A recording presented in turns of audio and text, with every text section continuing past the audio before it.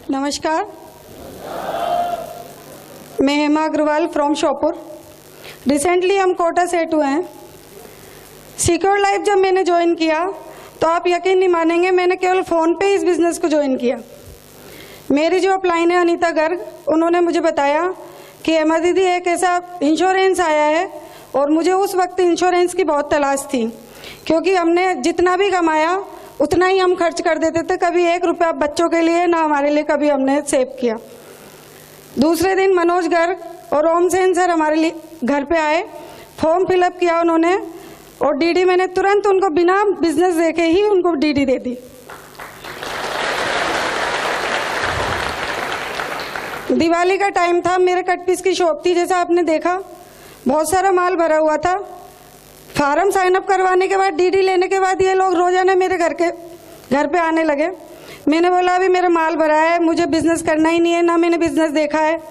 ये बोले ठीक है आप करना मत, लेकिन एक बार आप वेन्यू में जरूर चलें, सेमिनार देखें, आपको अच्छा लगेगा। मैंने सोचा चलो अच्छा है, सब लोगों से मिल लेंगे, शोपुर छोटी जगह है, सब लोगों से पहचान थी। वेन्यू में चली गई, सब लोग पहचान के मिले, एक दूसरे को दिवाली की विश कर दी और घर पे आ गई।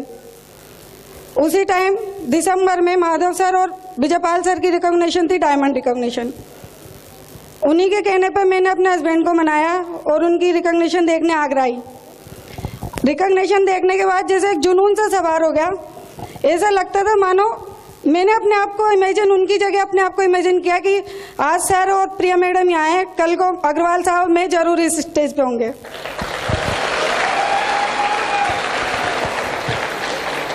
बड़ी मुश्किलों के बाद मैंने इनको मनाया, एक बार आप बिजनेस देख तो लें। ये बोले नहीं मुझे नहीं करना है।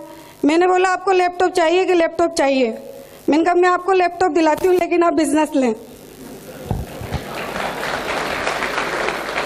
इन्होंने पहले लैपटॉप लिया, बाद में फार्म साइन अप किया और इन्होंने डीडी दी, और बढ़िया अच्छी तरीके से हम दोनों कंधे से कंधे मिला के काम करने लगे।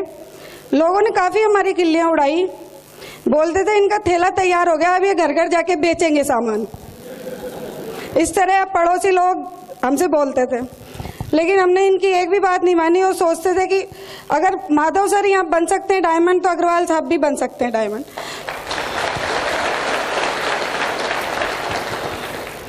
उन्हीं दिनों में ऐसा कुछ हुआ कि हमारे घर का डिवाइडेशन हो गया, और इस आस को लेके बिल्कुल मन में ऐसा विचार कर रखा था कि 5 लाख के मकान में से मैं निकली हूं, लेकिन 50 लाख का मकान सिक्योर लाइफ से बना के दिखाई। और जितना अपमान मेरे मिस्टर का हुआ है, उससे ज्यादा सम्मान मैं इस स्टेज पे उनको दिलवाऊंगी। इसी अपने आप से ये वादा करके दोनों जनों ने हमने घर खाली कर दिया। उसी टाइम पंडित सर की हमारे को ट्रेनिंग चल रही थी शोपुर में। ये बोलते थे तुम ही जाओ, नहीं मैंने कहा दोनों लेंगे। शाम के टाइम में जाती थी को ट्रेनिंग लेने, सवेरे अग्रवाल साहब जाते थे। दोनों एक दूसरे बच्चे को इस तरह संभालते हमने बिजनेस चालू किया। राजस्थान में बिजनेस करना था, मैं विनोद सर के साथ माधोपुर चली गई। एक दिन में 6 डीडी वहां से मैं लाई। उन दिनों में आप यकीन नहीं माने, जितना दुख घर टूटने का था, घर छोड़ने का था, उससे ज्यादा हमें संतोष ये था कि बहुत प्यारी सी कंपनी हमारे साथ है, प्यारी सी टीम हमारे साथ है, और मेरे बहुत अच्छे अपलाइन जो हमारी बहुत केयर करते थे, केयरिंग अपलाइन सत्येंद्र सर हमारे साथ थे। उन्होंने ही हमें यहाँ बोलना सिखाया जो आज आपके सामने बोल पा रही हूँ। अच्छी तरीके से बिजनेस कर रहे थे। Thank you. इनके अग्रवाल साहब के जाने के धुन सवार हुई, मैं तो नौकरी छोड़ूंगा। मार्च में जब सिल्वर ईगल का हमने सम्मान लिया, तब इन्होंने नौकरी से रिजाइन देने का अनाउंसमेंट कर दिया, और जिद इतनी थी कि मैंने अगर स्टेज पे बोल दिया तो मैं तो नौकरी को रिजाइन करूंगा। मैंने बहुत समझाया, अपने किराए का घर है, पार्लर भी मैंने घर पे शिफ्ट कर लिया है, अपन को प्रॉब्लम आ सकती है, लेकिन बोले कि नहीं मैं तो अपने पीछे कुत्ते लगा लेता हूँ, काम ही नहीं है पीछे मुड़ के देखने का।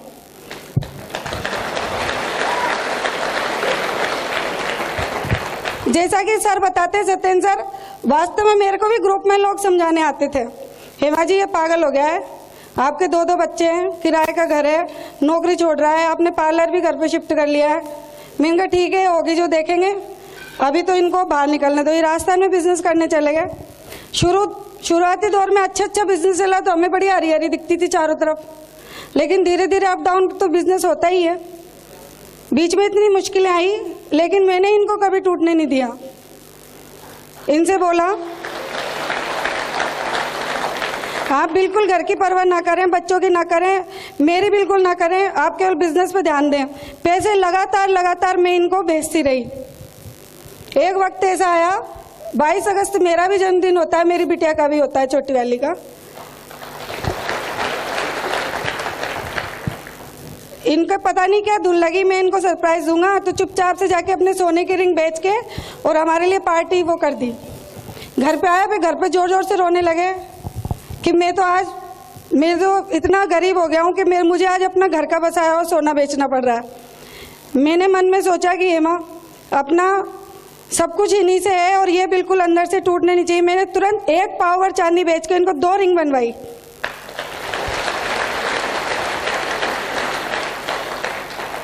इस तरह एक दूसरे का हम सहारा बने। मुश्किलें तो आती हैं, सभी को आती हैं, हमें भी आई।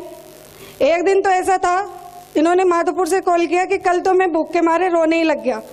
मुझे रात के 2:30 बजे तक एक निवाला पे मुझसे रोते रोते बोला।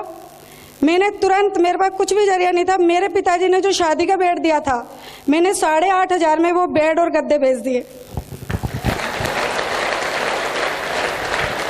इनको तुरंत पैसे भेजे, आप भूखे नहीं रहे बिल्कुल, और बिल्कुल अंदर से कमजोरपन को इसमें डायमंड बन के बताना है।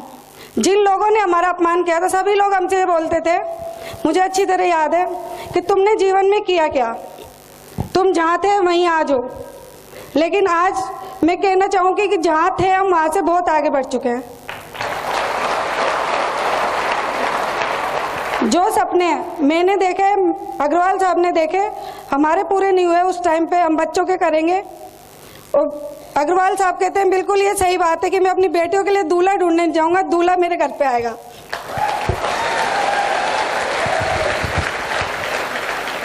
हमने अपना तीसरा बच्चा दोनों बेटियों के बाद में सिक्योर लाइफ को ही माना है, क्योंकि बेटे मैंने देखे हैं माँ बाप को मुश्किल से बुढ़ापे में रख पाते हैं, लेकिन सिक्योर लाइफ हमें बूढ़ा भी नहीं होने देगी और बुढ़ापे में हमारी बहुत केयर करेगी।